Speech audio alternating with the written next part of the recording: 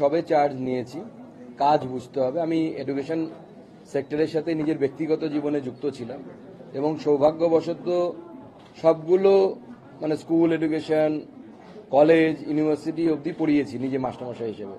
তো স্বাভাবিকভাবে সিস্টেমের ভেতরে থেকে কাজ করেছি এতদিন পর্যন্ত ব্যক্তিগত জীবনে।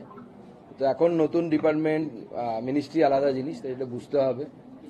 প্রায়োরিটি তো মাননীয় প্রধানমন্ত্রীর মার্গদর্শন এবং তার সাথে আমাদের মাননীয় মন্ত্রী যিনি আছেন ধর্মেন্দ্র প্রধানজি, তিনি ভাস্টলি এক্সপিরিয়েন্সড ম্যান, বহুদিন ধরে কাজ করছেন, বিভিন্ন মন্ত্রণালয় সামলেছেন এবং এডুকেশন মিনিস্টার, ক্যাবিনেট মিনিস্টারও তিনি গত টার্মেও ছিলেন।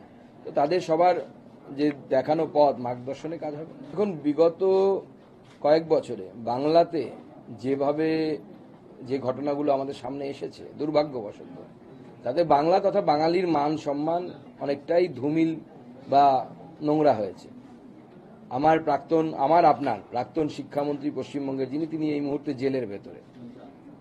দুর্ভাগ্যবশত তিনি এবং আমি একই সাথে পিএইচডিতে এনরোলমেন্ট করেছিলাম, একই বিশ্ববিদ্যালয় থেকে। তো অবভিয়াসলি এটা আমাদের জন্য খুব একটা গর্বের নয়।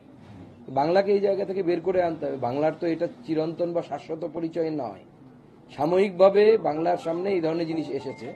আমার বিশ্বাস আগামী দিনে আমরা সবাই মিলে প্রয়াস করলে বাংলা এর থেকে বেরিয়ে আসতে পারবে। যারা নিজেরা পরীক্ষা দিয়ে চাকরি পেয়েছেন, নিজেদের যোগ্যতায় চাকরি পেয়েছেন, তাদের কষ্টটা আমি বুঝি, কারণ আমিও নিজে স্কুল সার্ভিস কমিশন দিয়ে স্কুলে 1 বছর চাকরি করেছি। তো পশ্চিমবঙ্গে যারা নিজের মেধার ভিত্তিতে, নিজের যোগ্যতার ভিত্তিতে যারা চাকরি পেয়েছেন, তাদের সাথে আমরা আছি। যারা অবৈধভাবে পেয়েছেন, তাদের তো চাকরি যেতেই হবে, আজ না হয় কাল, সময়ের অপেক্ষা। আপনারা যেভাবে পেয়েছিলেন সেটাকে রিভার্স গিয়ারে যান। যদি কেউ টাকা দিয়ে পেয়ে থাকেন, টাকা ফেরত নিন, এটুকুই বলবো।